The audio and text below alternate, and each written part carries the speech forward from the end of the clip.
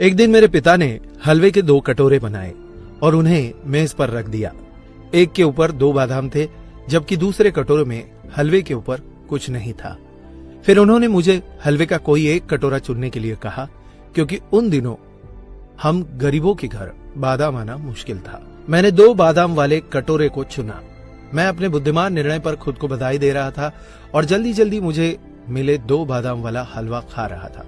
परंतु मेरे आश्चर्य का ठिकाना नहीं था जब मैंने देखा कि मेरे पिता वाले कटोरे में हलवे के नीचे 4 बादाम छिपे थे। बहुत पछतावे के साथ मैंने अपने निर्णय में जल्दबाजी करने के लिए खुद को डांटा।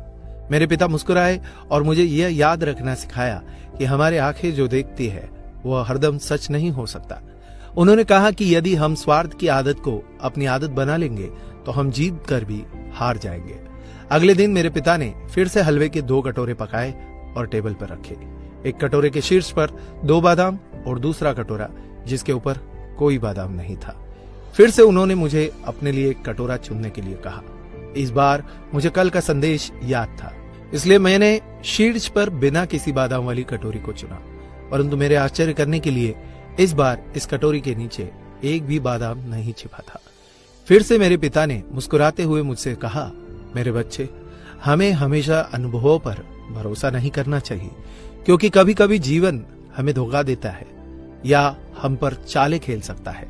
स्थितियों से कभी कभी ज्यादा परेशान या दुखी न हो, बस अनुभव को एक सबक के रूप में समझो जो किसी भी पाठ्य पुस्तकों से प्राप्त नहीं किया जा सकता।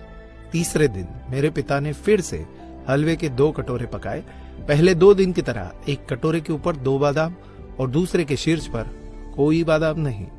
मुझे उस कटोरे को चुनने के लिए कहा जो मुझे चाहिए था, लेकिन इस बार मैंने अपने पिता से कहा, पिताजी पहले आप चुने, आप परिवार के मुखिया हैं और आप परिवार में सबसे ज्यादा योगदान देते हैं।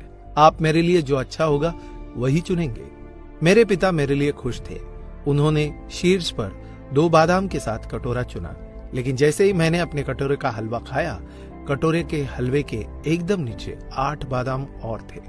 मेरे पिता मुस्कुराए और मेरी आंखों में प्यार से देखते हुए उन्होंने कहा, मेरे बच्चे, तुम याद रखना होगा कि जब तुम भगवान पर सब कुछ छोड़ देते हो तो वे हमेशा तुम्हारे लिए सर्वोत्तम का चयन करेंगे, और जब तुम दूसरों की भलाई के लिए सोचते हो, अच्छी चीजें स्वाभाविक तौर पर तुम्हारे साथ भी हमेशा होती रहेंगी। इसलिए सदैव बड़ों का सम्मान करते हुए उन्हें पहला मौका व स्थान दे।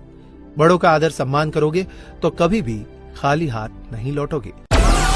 डाउनलोड मौज।